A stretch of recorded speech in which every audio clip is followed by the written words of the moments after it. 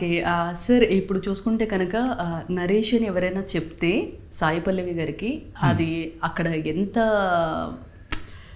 పెద్దవాళ్ళు ఉన్నా కానీ she didn't accept. Sekhar Kammula గారు నరేష్ అని చెప్తే యాక్సెప్ట్ చేస్తారని ఒక కామెంట్ ఉంది సార్. దీనికి ఏం చెప్తారంటే మీ శిష్యురాలు అనుకోవాలా లేదంటే ఎలా ఎలా అనుకోమంటారు సార్?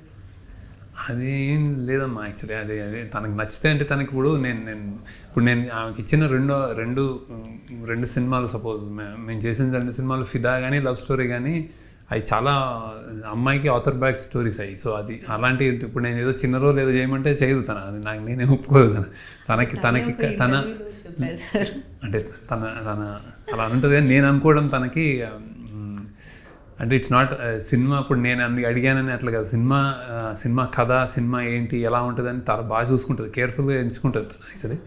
అలానే నేను కూడా ఉత్తినే తన అంటే 2 సినిమాలు చేశాను కాబట్టి ఇది చేయమని నేను అడగను. సో అది పాత్ర బట్టి అలానే సెలెక్ట్ చేస్తుంది.